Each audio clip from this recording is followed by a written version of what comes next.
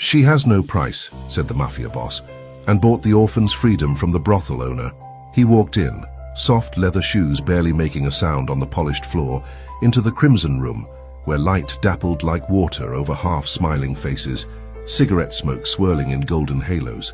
The piano trembled, a low lament in C minor, notes stretching into the corners as though begging forgiveness. He paused at the threshold, chest tightening.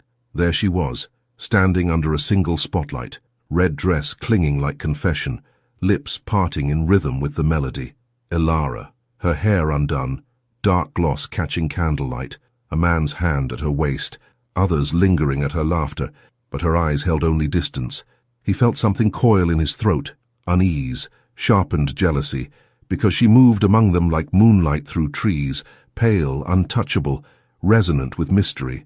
His pulse hammered in his ears when another man slipped too close, trailing fingers that dared to brush her elbow. She turned, almost meeting his gaze, but not quite. He saw the shift, eyes flicker, breath hitch. She swallowed something that was not fear. He wanted to be that something. He stepped forward, invisibility dropping from his shoulders, silent and heavy. The room stilled for a moment, as if bracing. The other men paused in their chuckles. She froze mid-gesture. He crossed the carpet, each step folded in danger, wanting. When he reached her, she was quiet. No bow, no greeting, just a thin, expectant line of lips. He touched her wrist, cool skin, and it was a claim, a thunder in his veins. "Tonight is mine," he murmured, voice low as velvet so she would hear, not the world. Her breath flicked, startled, but she did not deny him. He paid the man at her waist. The room's edges flickered, murmurs behind fans, glasses paused in mid-air. He saw envious glances. A flush rose beneath his skin. He pulled her gentle but insistent from her place, the tapestry of music and perfume unfolding around them, scent of sandalwood, perfume, sweat. She followed as though led by gravity, because he was gravity tonight, and the stranger's hand slipped away. He guided her toward a curtained alcove, deep burgundy drapes, muted light, where velvet couches swallowed sound. He seated her, standing behind so his shadow draped over her like a cloak. His fingers slid through her hair, pulling loose a silken strand brushing her neck. She leaned back slightly, the tremor in her throat, the slow exhale. He inhaled her scent. He felt her pulse against his palm, each heartbeat a confession, a promise. His jealousy had become a living thing, coiled in his bones, demanding acknowledgement. He whispered, "No one else will touch you tonight." She did not answer, not yet. Her silence was a vow, not compliance, not surrender, but something like truce. He traced the curve of her jaw with his thumb, mapping warmth, disbelief, wonder. Somewhere a door closed, footsteps scuttled, but they were alone in that breath. The music faltered as though uncertain. His heart, a drum in a dark room, pounding. He leaned in, lips hovering near her ear, the heat of his breath, soft. "Do you feel it?" She turned her head slightly, chin tilting, a whisper unspoken in her eyes. Her lips parted, the pulse at her throat exposed. He smelled danger and desire, every sense alive. His hand slid from her hair to the strap of her dress, bare shoulder, soft skin, and trembled, whether in passion or fear he could not tell. A soft knock at the outer door, distant footsteps, something in the back of his mind, threat, interruption. His hand froze, the illusion shattered. She murmured her name, Ilara, with no plea. He held her there, frame of tension, electricity crackling in silence. Outside, voices. Inside, breath. They remained still, two bodies bound by more than desire, by promise, by the beginning of something neither knew how to name. And he, Elias Wolf, felt himself falling, not into love, yet into something worse, something wonderful. Your support makes all the difference. Subscribe to the channel and click the like button. And tell me, where are you listening from? I truly love knowing who's out there, on the other side. She stood in the glow of the low lamp, backlit like a dream on the edge of unraveling, and he watched her breathe, watched her pause, watched her not run. Her silhouette quivered beneath the curve of her dress, not in fear, but in restraint. His hand lingered near the door as he closed it slowly, the soft click echoing like a decision made in the marrow. She turned only slightly, enough for him to see her profile, the elegant defiance in the way she held her shoulders, the tremble masked beneath the stillness. He stepped closer, slowly, and with every breath the air between them thickened, velvet and volatile. Her gaze met his, sharp, unreadable, and in it he felt something tug loose inside him. He had stared down killers with steadier breath than this, had walked through blood and silence without pause. But this woman who hadn't flinched, hadn't fawned, hadn't asked who he was, she rattled him. She was not afraid. She was waiting. But for what? His hand reached up, not commandingly, but curious, tracing the outline of her collarbone with the back of his knuckles, as if he could read her story there.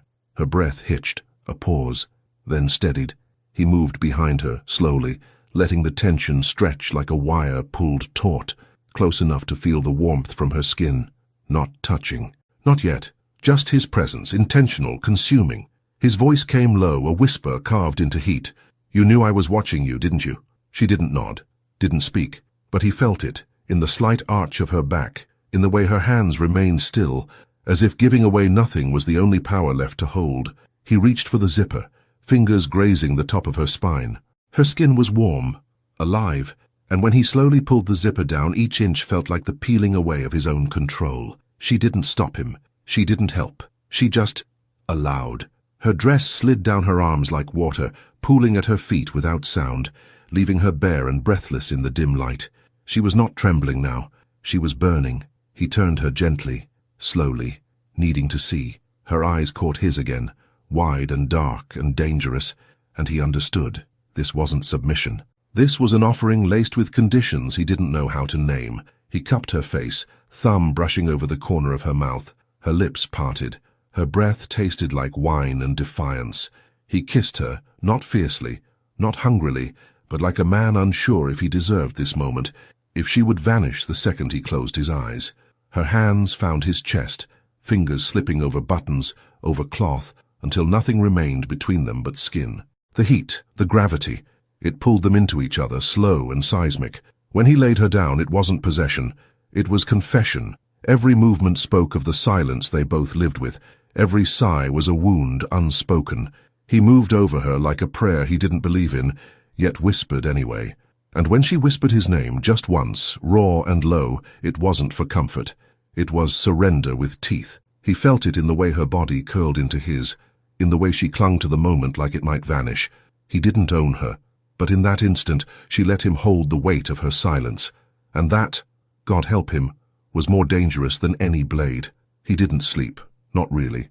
He lay there with her breath warming the space between his ribs, her spine pressed to his chest like punctuation at the end of a sentence he couldn't stop reading. Her body curled into his without fear, without hesitation, and that, more than her touch, more than her moans pressed against his mouth, shook him to the marrow. She trusted the dark, trusted the silence, and he hadn't earned that, not yet. He stared into the ceiling, fingers tracing idle circles against her hip, the curve of her waist, branding her into memory. She was quiet, but not asleep, he knew.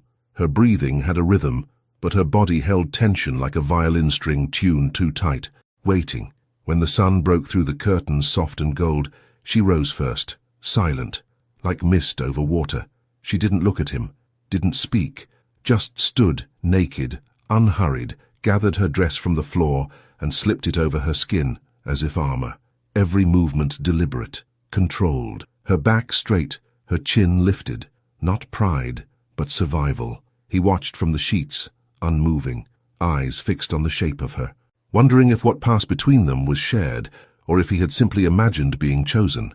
She turned before the door, just her eyes, no smile, no retreat, and he saw it again, something fragile and fierce, like glass under fire. Then she left, no sound, only the scent of her lingering in the air like smoke. Later, he stood alone in the main lounge of the Crimson Room, a cigarette burned in his hand, untouched. Men spoke in hushed voices across the velvet room, but he wasn't listening. His eyes followed her again. Hilara, back in her role, moving slowly between tables, the same red dress, but now it fit differently. He knew the feel of the zipper, the sound of silk falling, and watching other men look at her, watching their eyes crawl over what he had touched, what had curled against him in the quiet, sent something savage rolling through his chest. One man reached for her arm, laughing too loudly, fingers too familiar. Elias moved without thought. Glass hit wood. Chairs scraped, but his voice, when it came, was low, calm, cold as steel. "She's not available." The room froze. The man stammered, looked from Elias to Ilara, confused. She said nothing, didn't flinch, just lowered her gaze, like the wind before a storm. He didn't wait for questions. He took her wrist and led her away. Not roughly, not gently, just decisively. She followed without resistance, but with tension in every step. Behind closed doors, he let her go, stepped back, hands trembling, not with rage but with restraint. "I don't like other men touching what I've tasted," he said, voice gravel over silk. She turned slowly, eyes unreadable. "Then don't let them see me." Her voice wasn't defiant. It wasn't soft either. It was truth, quiet and impossible to argue with. He approached her slowly, his breath shallow. "I don't want to possess you," he said, though the lie tasted bitter. "But I can't watch you disappear into the hands of men who see nothing." She stepped closer, chest nearly brushing his. "And what do you see?" she whispered. That undid him, not because of the question, but because he had no answer that wouldn't cost him everything. So he didn't speak. He kissed her instead, rougher this time, not violent but close. And when she kissed him back, when her fingers fisted his shirt and her mouth opened like she was trying to swallow the ache between them, he knew this wasn't control. This was collapse. And he welcomed the fall. She didn't come to him that night. He waited, alone in the velvet shadows of his private suite, whiskey untouched, tie loosened, sleeves rolled. The silence was not peace. It was weight. Her absence a blade that dragged slowly across his chest. He had felt her heat just hours ago, her mouth against his like confession, her breath spilling into the hollow of his throat. And now, nothing. No footsteps, no knock. Just the cruel reminder that she had followed him before, because she chose to. And this time she hadn't. He stood pacing once, twice, then stopped. No man ever made him wait, no woman ever dared walk away without consequence. But this wasn't rage. This wasn't wounded pride. This was hunger sharpened by restraint. He wanted her, not as a possession, not as a prize. He wanted her presence like oxygen, and tonight she had denied it. When morning came, he found her in the garden behind the club, barefoot, alone, perched on the edge of the stone fountain. Her dress was thin, pale, swaying like a secret. Sunlight touched her skin, turning her collarbone to gold. She didn't flinch when he approached, didn't even turn. She just said softly, "You don't know how to be patient, do you?" His breath caught, low in his throat. He circled slowly until he stood in front of her. Her gaze lifted, steady, unreadable. "I waited," he murmured. "You left me waiting." She shrugged. "You don't want a woman who follows. You want one who obeys. I am not that." He didn't touch her. Not yet. He looked at her like a man who's found something holy in the ruins. "I don't want obedience." His voice cracked, barely audible. "I want silence. Shared." She stared at him for a long moment, as if measuring the edges of his soul. Then she rose, slowly, gracefully, until they stood eye to eye. "Then take me where silence lives," she whispered. Hours later, she sat beside him in the back seat of a dark car, the city slipping past like smoke. Neither spoke. The driver said nothing. Elias stared straight ahead, jaw clenched, one hand resting loosely on her thigh. Not possessive, anchored. She didn't pull away, didn't move closer. Her fingers brushed his once, featherlight, and it felt like a scream. When they arrived at his house outside the city, she said nothing. Just stepped out, heels clicking against the stone. The door opened. The air shifted.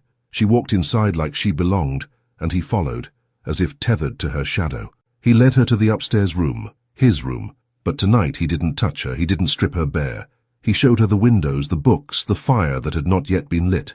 She walked through the space like she was tasting it. She sat in the armchair, crossed her legs, looked at him. "You brought me here to be yours," she asked, no mockery in her tone. "I brought you here because I don't know what I am without this silence," he answered. She nodded once, then looked out the window. The sun was bleeding into the horizon. Her face was turned to it, glowing, unreachable. He watched her from the doorway, unable to move. Every part of him wanted to close the distance, but some invisible thread held him back. She was here, but not his, not yet. And something told him she never would be, unless he stopped trying to make her. The air was thick, time bent, and still he waited, breath tight, heart loud. because tonight her silence wasn't a refusal. It was a beginning, and beginnings always demand reverence. He found her in the early light, curled beneath a blanket of silence, seated by the tall window with her knees drawn close and her breath barely stirring the air. She hadn't slept, or maybe she had in fragments, like a woman learning how to rest in a place not built to hold her peace. The morning crept along the floor, pale gold licking at her bare feet, and he watched her from the doorway without speaking, heart beating too loud in the quiet. She didn't turn, didn't acknowledge him, but she knew. She always knew when he was near. He stepped forward slowly, his footsteps muffled by the heavy rug, until he stood behind her, close enough to feel the chill that clung to her skin, close enough to smell her, paper and jasmine and the faintest trace of something that still haunted him from the night they first touched. He reached out, hesitant, and let his fingers drift through the ends of her hair, soft and unruly, a map of every thought she never said aloud. She didn't lean into him, didn't flinch away.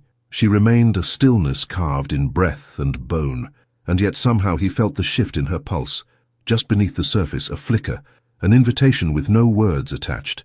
He came around slowly, knelt before her, and for the first time in his life, looked up at someone not from beneath, but from within.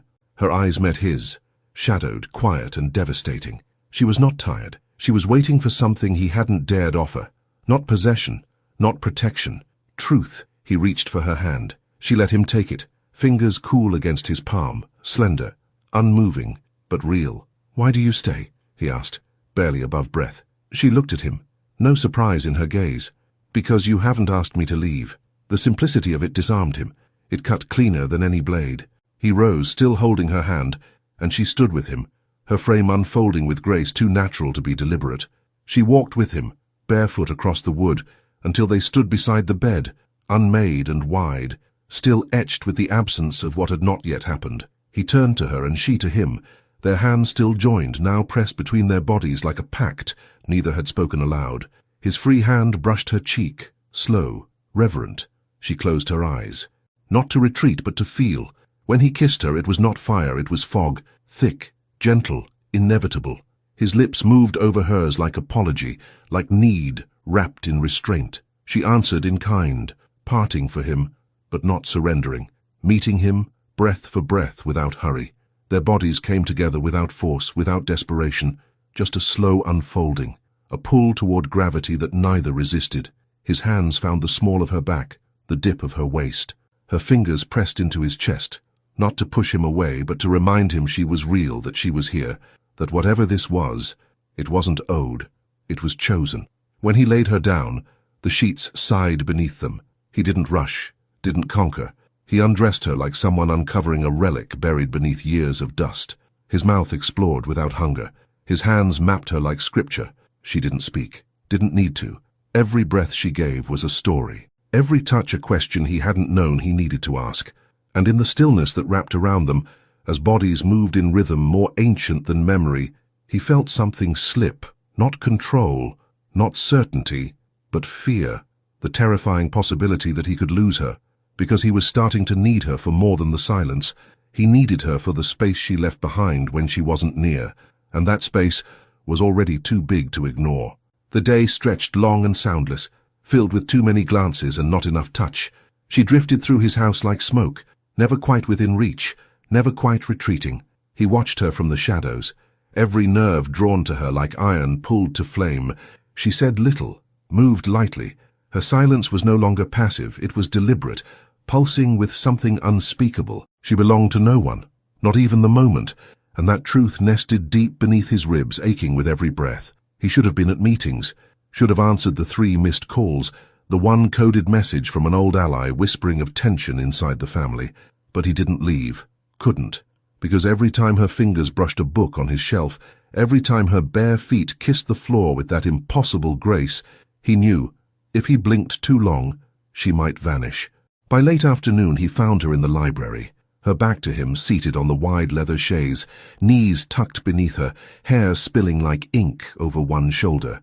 The room smelled of paper, of wood, of her. He stepped closer, slow enough not to startle, though nothing ever startled her. "You're always so quiet," he murmured. "You say that like it's a flaw." Her voice didn't turn, didn't rise. It just reached him, low, precise, and sharp enough to cut the air. He circled until he could see her face, the way her lashes lowered over thoughts she wouldn't speak. She didn't look at him. That hurt more than it should have. He sat beside her, close, but not touching. His hand twitched, resting on his thigh. Her presence made him restless, like wanting to run and stay in the same breath. "I need to go into the city," he said finally. "There are things I can't delay." She didn't nod, didn't protest, just whispered, "Then go." But her voice, there was a shift, a tightness, subtle but real, and he latched onto it like a thread in a dark hallway. "Will you be here when I return?" Now, her eyes lifted, calm, unreadable. "Do you want me to be?" His breath stilled. There was no safe answer, no honest one that wouldn't lay him bare. He looked at her, really looked, and what he saw made his stomach twist. She was already pulling away, not with her body, but with something deeper, some quiet resolve forming behind her bones. He leaned forward, fingers brushing her cheek, thumb grazing the line of her jaw. "I don't want to come back to an empty house." She didn't smile, just blinked once. "Then make it a house I want to return to." Before he could reply, the door creaked open behind him. A knock that wasn't a knock, just presence.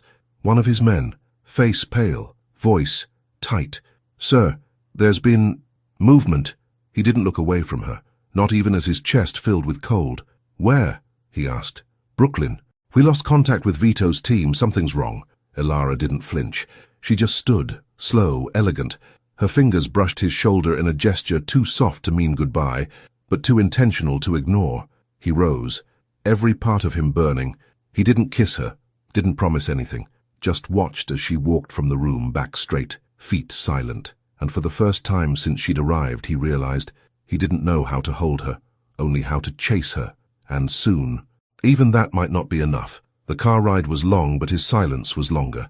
The city moved past the windows in smears of light and noise, but none of it touched him.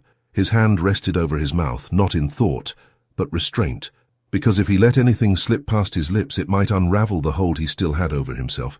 He could still feel the heat of her fingers brushing his shoulder, could still hear the weight in her voice, not loud, not cruel, but steady.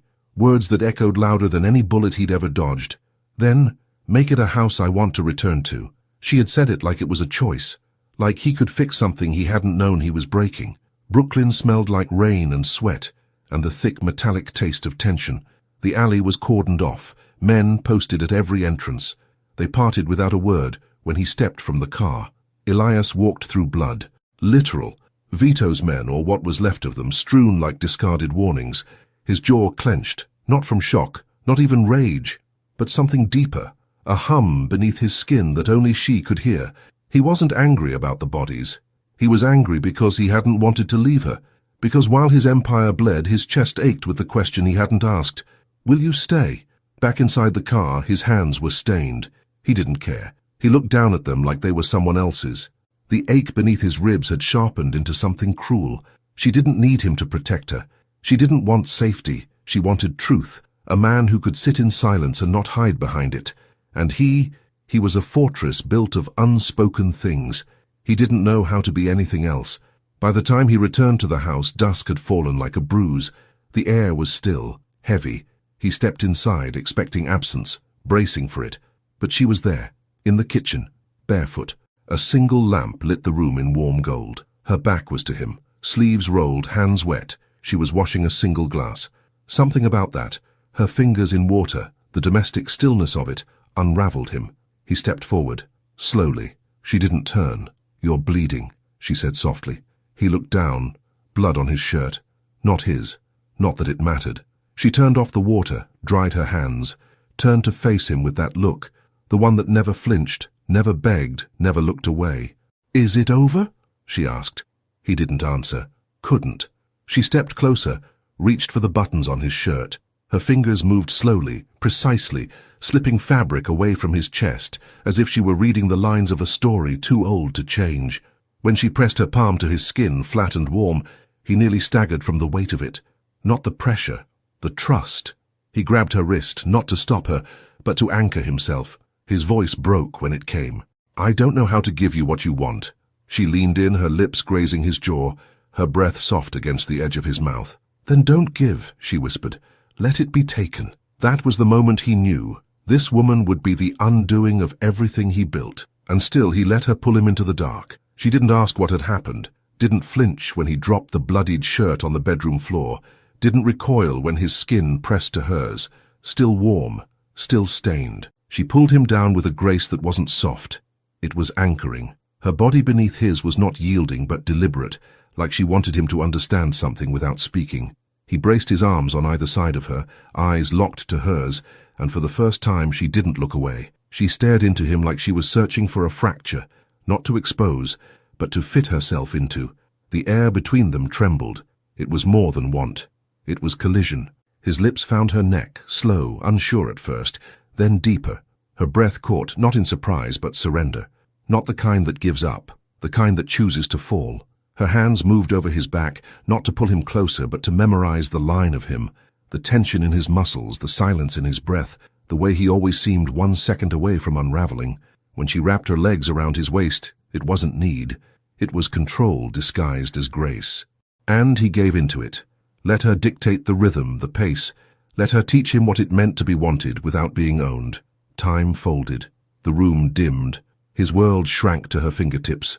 The sound of her voice, low and breathless in his ear, the way she whispered his name like it was permission. He wanted to ask her 1,000 questions.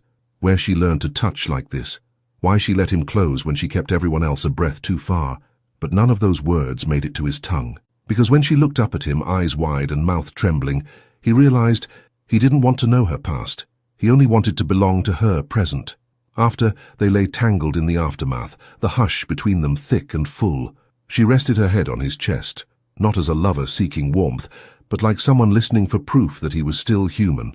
His fingers traced lazy patterns along her spine, memorizing the shape of a woman who had turned silence into sanctuary. He wanted to say something, anything, but everything he thought of felt too small, so he said nothing, just breathed her in, and let her exist beside him without explanation. Eventually, she sat up, slipped from the bed like water, found the robe he'd left by the window and wrapped herself in it, tying it with quiet precision. He watched her from the bed, half in shadow, his chest still rising too fast. "Are you leaving?" he asked, voice rough, unsure if he wanted the answer. She turned, eyes soft but unreadable. "No," she said. "Not yet." He didn't press. Couldn't. She walked to the bookshelf, ran her fingers across the spines like she was choosing something to carry with her. But then she just stood there, still, silent, a woman inside a life not yet claimed. He got up slowly, wrapped himself in the night, in her, in the echo of her breath against the walls. When he reached her, he didn't speak, just placed a hand on her hip, slid it slowly to her stomach, anchoring himself to that quiet. She leaned back into him, her body folding against his like it belonged. No resistance, no fear, just presence. And in that stillness, he knew this wasn't survival anymore.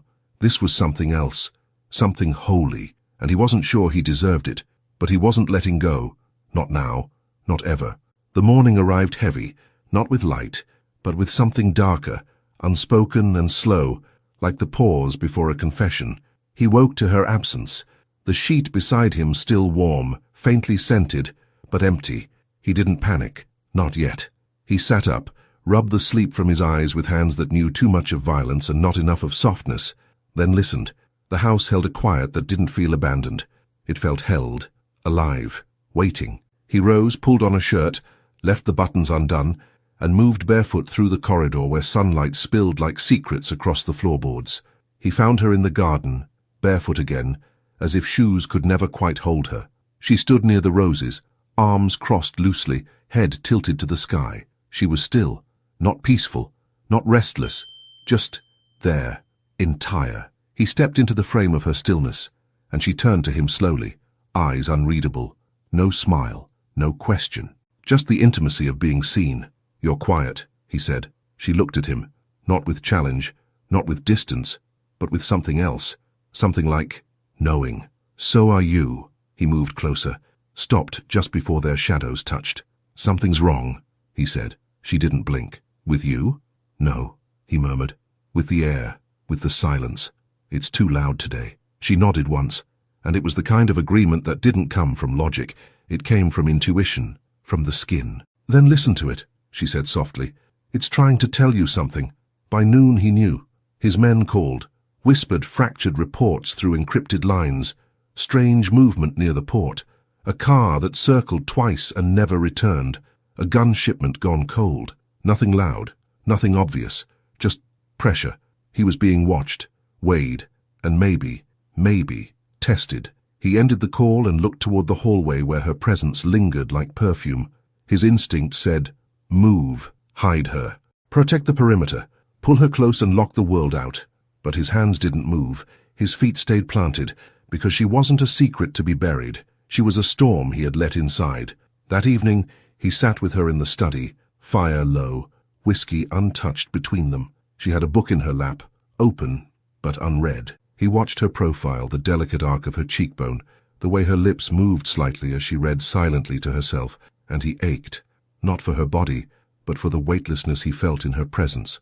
No past, no future, just breath, just now. Then the knock, not loud, just wrong, too deliberate, too slow. He stood. She didn't. He looked at her, and in that one glance, she knew. She closed the book, rose and followed without question. At the door his man waited, tense. Someone was inside the fence, he whispered. We caught movement, they didn't trigger the alarm. Elias said nothing, just nodded once, cold and exact, then turned to her. You can't be here tonight. She didn't protest, didn't flinch, but her hand found his, fingers laced. Where will I go? She asked. He touched her jaw, his thumb brushing the edge of her mouth. Somewhere safe. I thought that was here, she said, not as accusation but as memory. He didn't answer, just kissed her forehead, long, slow, silent, then let her go. Even though every part of him screamed not to, even though the silence left behind felt sharper than any threat waiting outside. She didn't speak when the car door closed behind her, didn't look back as the house faded behind tinted glass and distance. She just rested her hand on the edge of the window, fingers tracing invisible shapes against the cold. He watched her from the threshold, unmoving, his chest pulled tight around the echo of her absence. He had sent her away not out of fear for her, but fear of what he would become if she stayed and something touched her.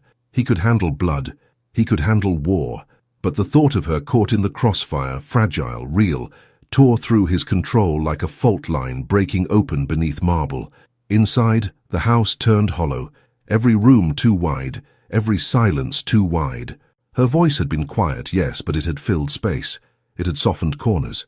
Without her, the air felt wrong, like a song missing its lowest note. He moved through the rooms restlessly, tried to lose himself in the usual rituals, security briefings, whispered threats on the line, maps laid out like surgical tables. But his focus split. His hands shook, not from fear, from the absence of her gaze grounding him. Night fell sharp, fast. The knock came again, this time not on the door. It came from within. His body told him before the alarm ever tripped. Something was inside, moving, watching. He turned slowly, hand already reaching for the drawer, the weapon beneath. Footsteps, too soft, too practiced. Not one of his men. The air shifted, and then nothing. Pain exploded behind his eyes, a sound like the world folding in. Darkness surged, and then stillness. When he opened his eyes, the world was sideways. Blood warm at the back of his neck, the floor unfamiliar. Breath shallow, he moved his hand first, slow, trembling. He was alive, but barely. Someone had been inside, had stood over him, had chosen not to finish it. A message, a line drawn not in warning, but in invitation. A game that had just begun. The phone rang. He reached for it with effort, voice hoarse when he answered. It wasn't one of his men. It was hers. Ilara, her voice, soft but not calm. I felt it, she said. Nothing else. No question, no explanation, just that. And he exhaled, body folding with the weight of it. I need you to stay where you are, he managed. She didn't answer. Just silence. Not refusal. Not compliance. Just breath. Just waiting. He pulled himself up slowly, bracing against the wall, blood still dripping down his temple. He looked in the mirror, saw the wound, the raw truth of it. Vulnerable, marked, human. And all he could think, through the ache, through the spinning, was of her hands on his face, her breath against his skin, the way she had looked at him without flinching when the world began to fracture. He needed that now, needed her, not as a shield, not as sanctuary, but as gravity, And somewhere, across the city, she sat alone, staring at the night through unfamiliar glass, fingers pressed to her lips like she could still taste him. Neither of them spoke, but both could feel it. Tight in the chest, thick in the air. Whatever line had separated before from after had been crossed, and nothing would hold steady now. Not the house, not the blood, not the silence, only her, only him, and the storm that had finally come home. The ache didn't fade. It settled, deep, beneath bone, beneath breath. Pain always had a pattern, sharp, then dull, then numb. But this was different. This pain had a pulse, a memory wrapped in skin. He sat in the chair where she used to read, the one still warm with the ghost of her body, and he let the silence stretch. Not the kind he used to rule, not the kind he weaponized. This was her silence, soft, slow, unforgiving, and somehow it hurt more than the blood still drying behind his ear. His men came and went like shadows, murmuring updates, warnings, questions that didn't matter. Nothing mattered now, except the hole in the rhythm of her presence. He should have brought her back. He should have never let her leave. But if she had been here, if that hand had struck while she slept beside him, he would have never forgiven the world, or himself. The city outside felt louder, angrier, as if the streets themselves sensed the shift. Trust had splintered, power cracked in quiet places, and while they played at war, all he could think about was her hand on his chest, the way she said nothing, but meant everything. Ilara had never made promises. She had simply stayed, until he sent her away. He reached for the phone. Not protocol, not secure, but necessary.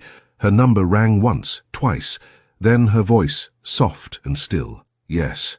No name, no question, just yes. As if she'd been waiting for the silence to crack. He exhaled. Let the sound carry through the wire like confession. I need you. 3 words he'd never spoken. 3 words that cost more than blood. She didn't answer. Not with words. But the line stayed open. And that was enough. When she arrived, she didn't knock. She stepped inside like she had never left. Her coat was still damp with rain, eyes darker than he remembered, but her posture, stillness, still his. He moved toward her, slow, unsure. She didn't smile, didn't reach for him, just waited until he was close enough to touch. He cupped her face gently, fingers trembling, not from weakness, from surrender. They want me scattered, he whispered. They want the cracks to show. Her eyes didn't waver. Then don't crack for them. She raised a hand to his temple, touched the dried blood with a thumb that shook just once. Only for me. His chest burned, and when he kissed her, it wasn't for comfort. It wasn't for control. It was because without her, every breath felt incomplete. Her mouth open to him with no resistance, her hands sliding under his coat, over his ribs, holding him like she was stitching him back together. They didn't speak, didn't move fast. Just leaned and fell and caught each other in the softness of the moment. Later, they lay beneath the weight of silence made sacred again, her head on his shoulder, his fingers trailing her spine like prayer. The storm outside beat against the windows, but inside only breath, only skin, only the echo of what neither of them dared say. He knew this wouldn't end clean. He knew there were lines to cross, blood yet to be spilled, but she was here, real, breathing, and for tonight, that was the only truth that mattered. He woke before her, not because of sound, but because of stillness, the kind that brushes the edge of breath and lingers. She was curled against him, leg draped over his, her hand splayed across his ribs like she'd forgotten to guard herself, and he didn't move, didn't dare, just watched the slow rise and fall of her back, the delicate line of her spine catching the faintest light. She was softness wrapped around a storm, and he had never known anything more dangerous, or more necessary. Outside, the world was sharpening. He could feel it pressing at the edges of their temporary quiet, the weight of men plotting behind curtains, waiting for him to slip, to hesitate. They didn't understand. He didn't slip. He chose. Every decision, every risk, every fire he walked into. But her, Ilara, she was not a decision. She was the consequence of all the ones he never saw coming. And now she was in his bed, his home, his pulse. She stirred, slowly, breath shifting against his chest, and for a moment he imagined what it would be like if time obeyed them, if they could stay here, wrapped in this warmth, untouched. She lifted her head, eyes still half closed, lips parted slightly. "You're awake," she murmured. He nodded, brushing a strand of hair from her cheek. Couldn't sleep. Her brow furrowed slightly. Because of them. He hesitated, then shook his head. Because of you. She didn't smile, but her fingers traced a line over his collarbone, slow, thoughtful. Are you afraid of what I'll do? She asked. He caught her wrist gently, pressed a kiss to the inside, where her pulse beat like a question. No, I'm afraid of what I'll become if you leave. Her breath hitched. Subtle, but he felt it. She leaned into him again, laid her head back over his chest, and the quiet between them grew louder, heavy with everything they didn't say. He held her tighter, needing the weight of her to steady the storm rising inside him. They'll come soon, he said, and when they do, she cut him off with a whisper. I know. She sat up, pulled the blanket around her shoulders and stared out the window. The morning was grey, unsure of itself. He watched her from behind, the curve of her back, the tension in her posture. I won't ask you to stay, he said. Not if it puts you in the line of fire. She turned slowly, eyes fixed on him, unblinking. You already did, she whispered, when you let me see who you are. He sat up, reached for her, but she moved first, climbed back into his lap, knees straddling his thighs, hands on his face. She kissed him then, not with desperation but with depth, like sealing something sacred, like surrendering not her freedom, but her fear. His arms closed around her, and for a moment there was no war, no danger, no world, just her body melting into his, her breath catching against his throat, her voice low and certain against his ear. Then let them come, she whispered. But when they do, don't you dare let go. And he wouldn't. Not now. Not when the only thing left worth fighting for was already in his arms. The house held its breath. Not even the walls dared creak. Outside, the wind dragged its fingers through the trees, but inside, stillness. Elias stood at the window, shirt open, eyes fixed on the gate below like he could will the world to hold. Behind him, Ilara moved quietly, barefoot over marble, her presence felt before heard. She came to stand beside him without touching, her reflection a ghost in the glass. Neither spoke, because what needed to be said already lived in the air between them. The storm was no longer coming. It was here, and they were already inside it. His fingers twitched, but not from fear, from need. Need to keep her close, need to make the moment stretch. She tilted her head, studied the horizon as if reading a code only she could understand. Then, softly, without turning, she said, You can't control the outcome. He didn't answer. Couldn't, because control was all he had ever known. Until her. She moved closer, just enough that her shoulder brushed his. That one touch unraveled him. His hand dropped to her back, splayed across the space where her breath lived. I don't need control, he whispered. I need you breathing. She turned to him then, slow, eyes full of fire and calm. Then let me stay through the fire. He kissed her before logic could interfere, before the part of him built on shadows and orders and plans could remind him that loving her was a weakness every enemy would bleed him for. Her mouth opened under his, warm and certain, and for a moment they didn't kiss like lovers. They kissed like survivors, mouth to mouth, breath to breath, knowing this might be the last calm they touched.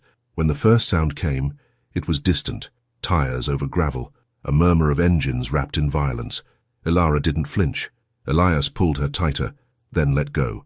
Downstairs, he said, voice low, controlled. She didn't move, just looked at him. You'll come back. It wasn't a question.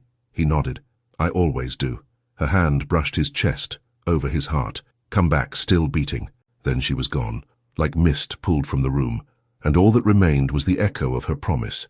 He descended the stairs like a man walking into history, every step deliberate, every movement loaded. His men were waiting, weapons ready, eyes tight with unsaid truths. He said nothing, just looked out at the black cars pulling through the gate like vipers. No panic, no noise, just inevitability. And still, beneath all that fury and fire, all he could hear was her voice. Let me stay through the fire. The door opened. Cold air rushed in, and Elias Wolf didn't blink, didn't waver, because now this wasn't about territory. It wasn't about power. It was about her, about the breath waiting upstairs, about the silence that had become his anchor. And if he bled tonight, if he burned, so be it. But it would not be without meaning. Not without her name still warm on his skin, not without the taste of her kiss still in his mouth. And as the first shot split the silence, as bodies surged into motion and the world fractured around him, Elias stepped forward, not to survive, but to return, still breathing, still hers. Smoke curled through the hallway like a whisper with teeth. the scent of gunpowder lingering on the walls, on his skin, in the space where silence used to live. His pulse thundered beneath his ribs, but his hands, steady. Blood streaked across his knuckles, someone else's, maybe his. He didn't care. All that mattered now was the stairwell ahead, the sound of her voice somewhere above memory, somewhere between breath and prayer. He had walked through fire. He had broken men who tried to bury him, but nothing had hollowed him like those seconds spent not knowing if she was still waiting behind the bedroom door. The house was quieter now. Not safe, never that, but emptied of chaos. The kind of quiet that comes after screams. He moved like instinct, not like a man, not like a myth, but something closer to both. Each step was a vow, each breath a return. When he reached the top of the stairs, the hallway stretched before him, soft light spilling from the room at the end. The door was ajar. Hope cracked in his throat. He pushed it open slowly, and there she was, sitting on the edge of the bed, robe wrapped tight around her, knees pulled up, eyes already on him. She didn't rise, didn't speak, just looked at him with that unbearable calm, the kind that said she had counted every minute of his absence, not out of fear, but readiness. He crossed the room in 2 strides, dropped to his knees before her, hands on her thighs, forehead resting against the silk at her waist. Her fingers slid into his hair, no trembling, only heat, and for a long moment neither moved, because they were already inside the ache, already inside the answer. "You came back," she whispered, not surprise, not relief, just a quiet acknowledgement that meant more than any vow he'd ever spoken. He lifted his head, met her gaze, and in it, everything raw, everything he'd hidden, broken, buried. "I would have crawled," he said, "through fire, through bullets, through anything, not you." She reached down, traced the cut above his brow with her thumb, eyes narrowing slightly. "You're hurt," he shrugged. "I'm here," she exhaled. The sound wasn't weak. It was release. She leaned forward then, slow, forehead against his, and the closeness made everything outside the room collapse. He slid his hands up her legs, over the curve of her hips, pulled her into his lap, and she came willingly, like gravity, like breath after drowning. Their mouths met without hesitation, not desperate, but deliberate. His kiss said, "I burned for you." Hers said, "Then burn again, but this time, with me." They moved as one, not fast, not frantic, but with the weight of what they'd just survived pressing them deeper into each other. His hands mapped her as if her skin were the only place he hadn't been wounded. Her body wrapped around him with a slowness that made him ache, not from lust, but from something older. Something gentler, the kind of need that doesn't demand, it remembers. When it was over, when breath returned, uneven and warm between them, she curled into his side like a truth he could finally hold. He kissed her temple, lips lingering there, afraid to speak, because words would only cheapen what silence had just given them. She whispered then, voice barely a thread, "You don't have to carry everything." He held her tighter. "But I'll carry you." And in the quiet that followed, he knew, whatever was still waiting outside, whatever ghosts would crawl back through the door tomorrow, it would find him already full of her, and maybe, just maybe, that would be enough. The morning arrived like a breath held too long, silent, fragile, heavy with the echo of everything they hadn't said. She lay still against him, limbs tangled, cheek pressed to the hollow just above his heart, and for the first time in what felt like forever, he didn't want to move, didn't want to break the seal between her skin and his, between the weight of survival and the ache of staying. Her warmth had settled into him like light into stone, slow and permanent. He stared at the ceiling, at the shifting shadows cast by the wind beyond the glass, and wondered if this was what peace felt like, not absence of danger, but the presence of something worth guarding with your life. She stirred beside him, eyelashes brushing his chest, breath hitching in that soft way he had begun to crave. He felt her fingers move first, delicate, intentional, as they skimmed along his ribs, tracing invisible patterns only her silence could translate. He caught her hand gently, pressed his lips to her wrist, then her palm, then simply held it against his chest like a question with no answer. She tilted her head up, eyes still clouded with sleep, but clear with truth. "You didn't run," she whispered. "Neither did you," he murmured back. They stayed like that, suspended, until the sound of his phone shattered the quiet. A sharp buzz, a cruel reminder. He didn't reach for it, not yet.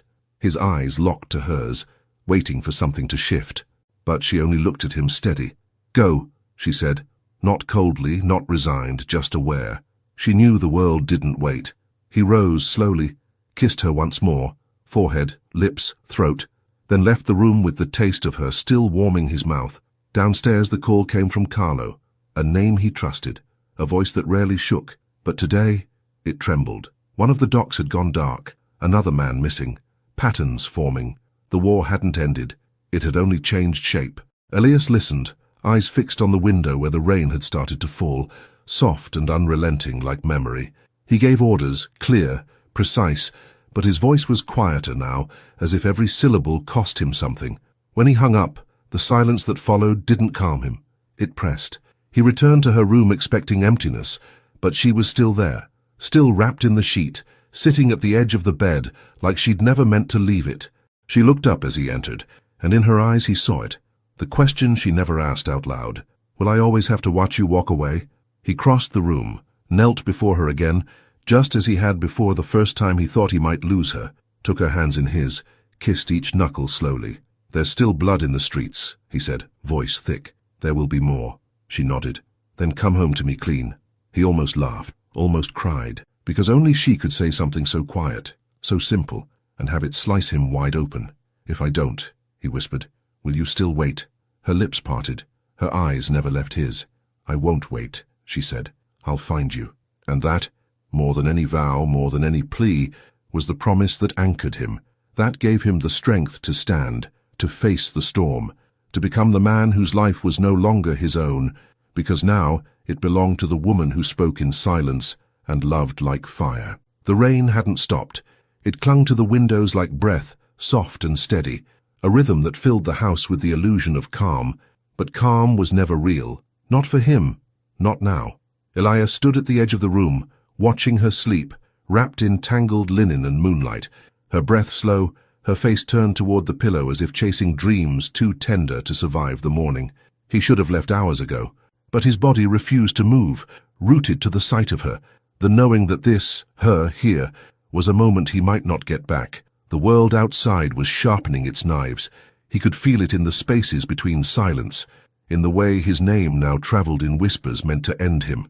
She shifted barely, the sheet slipping down one shoulder, revealing skin that still carried the marks of his hands. His chest tightened, not with lust, not with fear, but with something quieter, reverence. He crossed the floor slowly, barefoot over wood, and sat on the edge of the bed, careful not to wake her. His fingers brushed a loose strand of hair from her face, then lingered. She stirred at his touch, lashes fluttering, breath catching, eyes blinking open, not startled, just present. You're still here, she whispered. For now, he murmured, voice low, raw. I didn't want to leave you in the rain. She reached for his hand beneath the sheet, found it without hesitation, and held it like a question with only one answer. He leaned down, kissed the inside of her wrist, then her collarbone, then stopped, forehead pressed to her shoulder, breath uneven. There are people waiting to take everything, he said, waiting to break whatever peace we've built with blood and luck and silence. She turned her head, lips brushing his temple. Then don't let them. He looked up at her, and her eyes, God, her eyes, they didn't plead, they didn't fear. They burned. She sat up, the sheet falling around her waist, exposing the quiet defiance of her body, the power she carried like second skin. She placed both hands on his chest, over the place where his heartbeat thundered, and held him there, still, breathing. If you don't fight for this, she said, then everything you've built means nothing. He caught her face between his hands, stared at her like a man on the edge of something holy. I'm not afraid to fight. I know, she said, but are you afraid to win? He kissed her then, fierce and slow, not like goodbye, but like armor, and she kissed him back like a prayer she would never say aloud. When they broke apart, the air between them pulsed. Her fingers traced the outline of his jaw, the scar near his lip. Come back different, she whispered, but come back. He nodded, and it was a vow, silent, sacred, binding. He dressed without words, movements smooth, practiced, precise. She stayed on the bed, watching him like memory, like promise. As he reached the door, she said his name, just once, soft, like a thread pulled taut. He turned, eyes meeting hers across the room. If you don't come back, she said, I'll know you died trying to. He didn't smile, didn't flinch, just held her gaze. If I don't come back, he said, They'll die trying to stop me. And then he left, stepping into the storm that didn't know it had already lost, because she was the one thing they couldn't take, and he was the man who had nothing left to lose but her. The city had never felt colder, not from the wind, but from the eyes, the way they followed him now, not with respect, not with fear, but calculation, like they were counting the seconds until he broke. Elias moved through the dark like smoke, unseen, but everywhere. The meeting was a formality, a trap dressed in velvet. He knew that, and still, he went. Not because he believed in diplomacy, but because if they wanted war, he'd let them look him in the eye before he burned their kingdom down. The room was quiet when he entered, too quiet. Men already seated, suits too pressed, hands too still. He didn't sit, didn't need to. He spoke first, voice low, sharp, final. You sent someone into my home. No one denied it. No one confirmed. That silence told him more than any answer. His jaw flexed once. He felt the weight of her name like steel against his spine. They didn't know what they'd touched, what she meant. They thought she was a weakness. She was the line he would not let them cross. They offered him terms, lies, promises wrapped in threats. He let them speak, let the clock run down, then walked out. No words, no threats. Just the certainty that when night fell again, everything would change. Outside, the sky was bleeding into dusk, and he didn't look back, didn't slow, because the only place that mattered now was the one she waited in, the one that still smelled like her skin, like warmth, like choice. He returned past midnight. Rain clung to him like regret, but the house, silent, untouched, still stood. Inside, the lights were low. A single record spun somewhere deep in the walls, soft jazz curling through the air like her breath against his neck. He followed the sound, found her in the study, curled in the chair he'd never used until she arrived. Barefoot, robe tied loose, a book resting open on her lap, though her eyes weren't reading. They were waiting. He stood in the doorway, soaked through, every inch of him a map of exhaustion. She didn't rise, didn't speak, just looked at him like she already knew he'd come back in pieces. He crossed the room slowly, dropped to his knees before her, and laid his head in her lap without a word. Her fingers moved instantly, into his hair along his shoulders over the bruises blooming across his skin. "Did you kill them?" she asked quietly. "No," he whispered. "Not yet." She nodded, fingertips brushing his temple where the blood had dried. "But you will?" It wasn't a question. It was an anchor. He turned his face into her thigh, kissed the curve just above her knee. "They touched what's mine." She paused, hand tightening slightly. "Am I?" He looked up then, into her, through her, with every broken part of himself laid bare. "You're not a thing. You're the breath I take when I remember I'm still alive." She exhaled, deep and slow, pulled him up to her mouth, kissed him like she'd waited her whole life for that sentence. And maybe she had. He undressed her with reverence, not haste, laid her down with worship, not possession, and when he moved inside her, it was without fear, without armor, without anything but truth. Because tonight he wasn't a king, or a killer, or a man with blood still drying on his hands. He was hers, and that, more than vengeance, more than war, was everything. Dawn spilled through the windows like a confession too soft to break them, brushing gold across the sheets tangled around their legs. Elias woke to the weight of her breath against his chest, slow and even, her hand resting over his heart like it belonged there.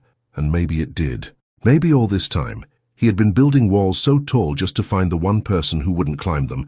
But wait until he opened the gate himself. He didn't move, not yet. He memorized the way her body curved into his, the scent of her skin mixing with the fading trace of last night's truth. She was sleep-heavy and quiet, but there was a question lingering in the air between them, one neither had asked, because once it was said, it would change everything.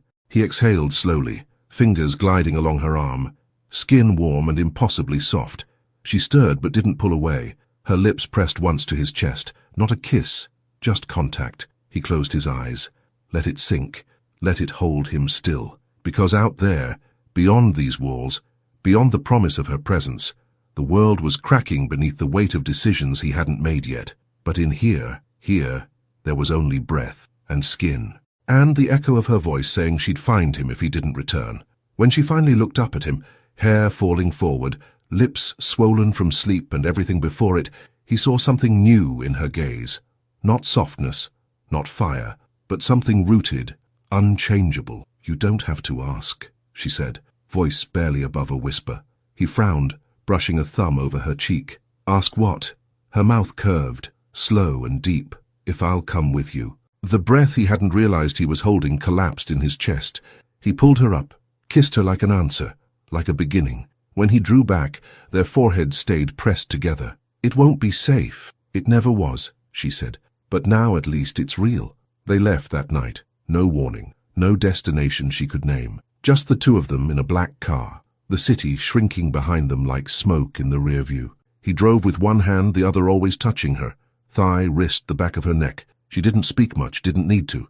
The silence between them wasn't emptiness anymore. It was language, full, breathing, alive.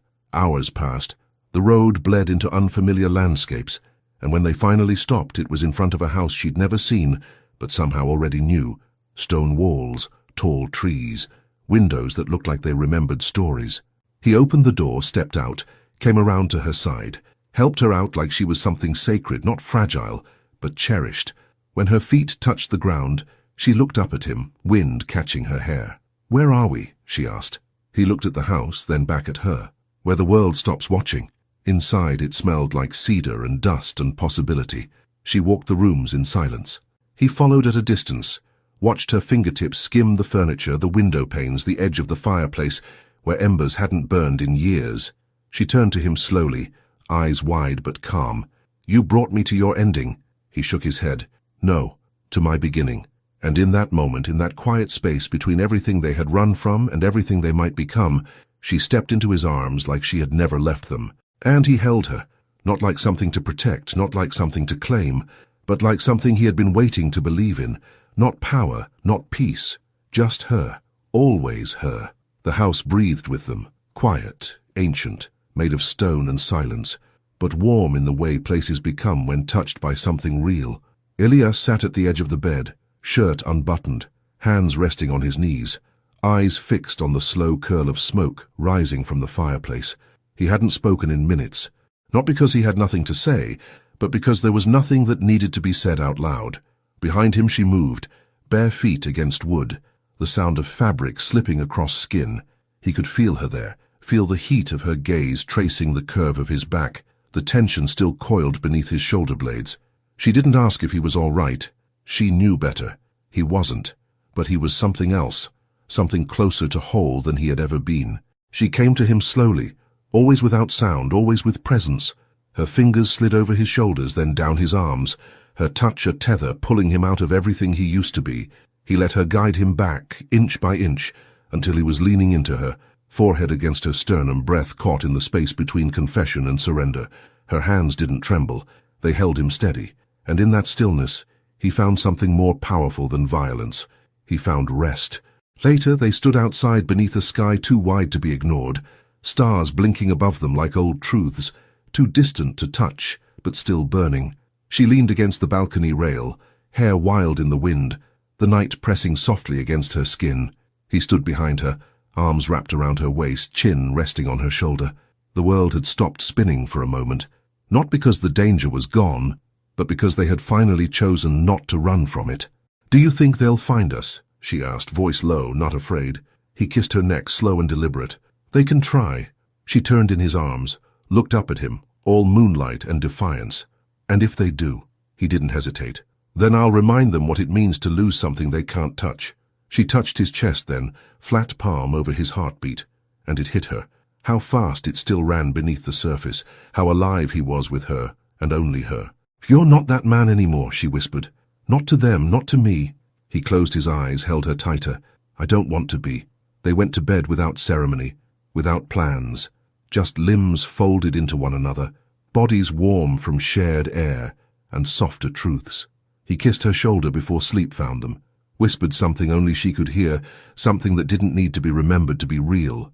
And when she wrapped herself around him in response, it wasn't possession, it was permission. To stay, to breathe, to be. Outside, the wind kept moving. Somewhere, the world still burned. But here, in this house that remembered nothing but held everything, Elias Wolf slept with her heartbeat beneath his hand. And for the first time in his life, the quiet didn't feel like the end. It felt like the beginning, like the moment before a name is whispered, like the inhale before yes. Like a vow that doesn't need words, only skin, only presence, only her.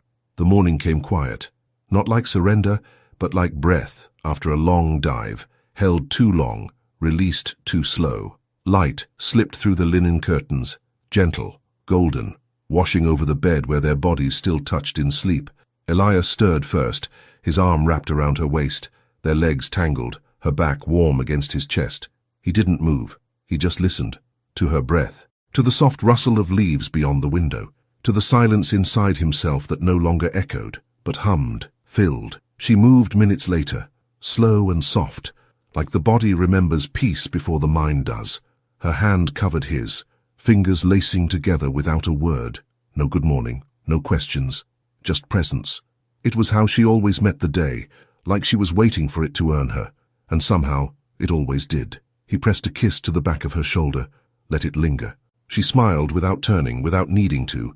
He could feel it against his skin. "We're still here," she whispered. He nodded, lips tracing her spine. Still breathing. Her fingers tightened around his. Still yours. And that, more than anything, was the truth that undid him. They stayed in bed longer than they should have, not because of fear, but because time had finally slowed. No knocks, no threats, no calls in the dark. Just the weight of a woman choosing to stay, and a man learning how to let her. Later he made coffee. She stood barefoot on the porch, wrapped in one of his shirts, watching the sky shift into something that looked like hope. He joined her, mug in hand, the quiet between them still electric, still alive. She turned to him suddenly, eyes clear. "What happens now?" He sipped, eyes fixed on the horizon. "Whatever we want." She tilted her head. "That simple." He looked at her then, really looked, and it hit him. Not like a strike, but like warmth. "It's always been that simple. We just didn't know how to want the same thing at the same time." Her smile broke slowly. "And now?" He took her cup, set it aside, pulled her into his arms. "Now I want nothing without you." She leaned into him, her hands slipping beneath his shirt, palms resting over the scars she'd once only touched in silence. "Then don't want less," she whispered. "Want louder." The day unfolded with soft steps, books left open on the arm of a chair, her laughter once, just once, echoing down the hall like a secret she forgot to keep. He watched her move through the space, like it had always been hers. And maybe it had. Maybe some places don't belong to us until someone else arrives to show us how to live inside them. At dusk, they stood in the garden, shadows long, air scented with rosemary and ash. He lit the last of the wood, and they sat close as the fire cracked. She rested her head on his shoulder. He kissed her temple. Neither spoke, because some endings don't need to be written, they just need to be lived. And as the night settled around them, as stars stitched their stories above quiet hills, he reached for her hand, held it tight, and whispered into her hair the only thing that still mattered. "Stay." And she did. Not because she had nowhere else to go, but because this was the place where her name finally felt safe in someone else's mouth, because he had learned not just how to keep her, but how to choose her, over and over, without needing to be asked. The paper was smooth beneath her hand, cream-colored and heavy, like choices pressed between the pages of time. She sat at the old desk by the window, light spilling in through half-drawn curtains, hair pulled back but still undone in that way he loved, soft around the edges, unruly without apology. The pen moved slowly between her fingers. Her name sat at the top, her real name, and below it, a blank line, an invitation, a future. She looked at it for a long time, not out of doubt, but reverence.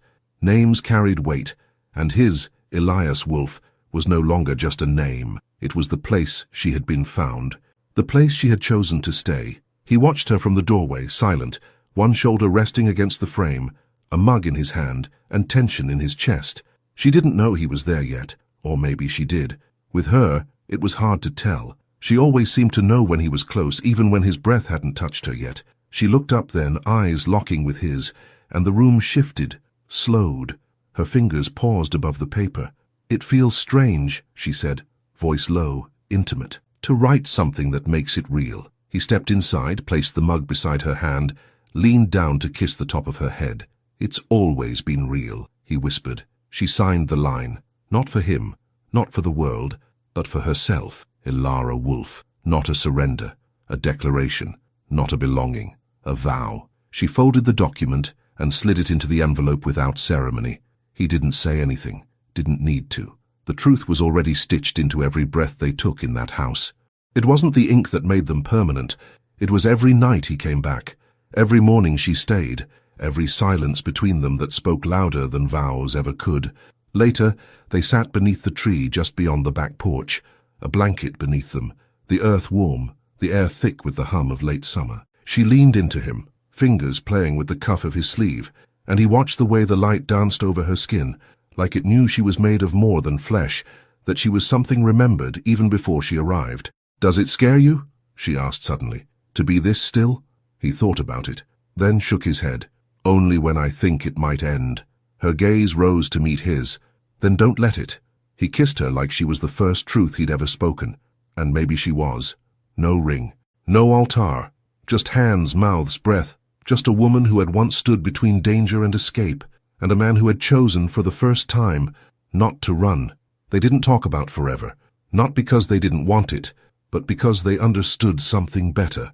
Forever wasn't something you promise, it's something you return to over and over, every time the world tries to pull you apart. And when the sun dipped behind the hills, and the wind picked up through the leaves, they sat in silence, his hand wrapped around hers, her head on his shoulder. No masks, no games, no fear, just the hush of peace between two people who had bled enough, burned enough, loved enough to know what matters now, that this was everything, and it didn't need to be spoken to be believed. The sea breathed below them, slow and unhurried, like the world had finally exhaled. The house sat high on the cliff, weathered and still, its windows open to the wind and the salt and the soft rhythm of waves reaching for shore. She stood barefoot on the stone terrace, hair tangled from sleep, the hem of her linen dress brushing her calves. Morning light traced every curve of her body, every shadow and silence she carried, and when he stepped behind her, hands finding her hips like gravity, she leaned into him without a word, not because she was tired, but because she knew what it meant to be held by someone who wasn't afraid of her weight. His mouth found her shoulder, slow and warm, and her eyes slipped closed. He didn't ask what she was thinking. He never did. He just stood with her, skin to skin, breath to breath, listening. The sound of their life here wasn't made of words. It was her laughter echoing through open halls, the creak of the old floors beneath his steps as he searched for her in the middle of the night, the whisper of their bodies folding together like prayer. And sometimes, just sometimes, it was her voice, quiet and certain, asking him if he still remembered who he used to be. He did, but it didn't hurt anymore. She pulled away first, only slightly, her hand brushing his as she moved to the edge of the terrace. Below, two children ran barefoot along the sand, their voices rising like music, bright, untamed. He followed her gaze, watched as the boy reached the water first, laughing, and the girl shouted after him, her hair a storm of curls.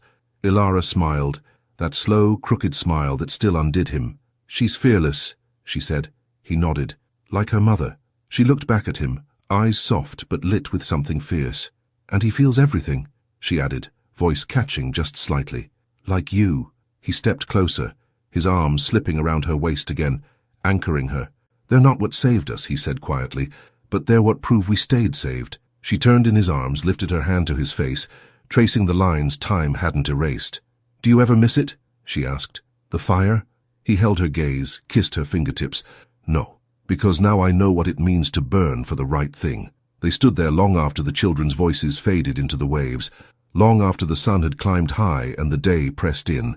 There were no calls to answer, no men to command, no war to win, only the sound of the sea and her, always her. Later she would read on the couch, legs curled beneath her, his name on her lips even in silence. Later he would sit beside her, a hand on her knee, her warmth bleeding into his bones. And even later, when the world had grown quiet again, they would lie together, tangled and still, her breath falling into his neck like a promise. No fear, no questions, just presence, just choice. And if someone ever asked him years from now how he knew she was the one, he wouldn't speak of the danger, or the fire, or the empire he let go. He would speak of this, her bare feet on cold stone, her eyes watching their children in the sea, the sound of her breath when the world stopped pretending it needed more than love to be whole. He would say her name, and that would be enough. "Thank you for staying until the final breath." Your presence here, quiet, steady, real, means more than you know. Every time you leave a like, write a comment, even a simple "I'm here," or share this story with someone who might need it, you're not just supporting this channel. You're reminding the world that softness still matters, that love, still told in whispers, can reach further than noise ever will. If this story touched something inside you, don't keep it quiet. Subscribe, turn on notifications, and walk with me through more moments where love speaks, and even without words. And if it's not too much to ask, share it with someone you love, with someone who aches, with someone who's forgotten what it feels like to be seen. Because sometimes, just sometimes, a story is the thread that keeps someone from unraveling. Thank you for being here, and may you always find in this space a place to breathe deeper, feel more, and stay a while.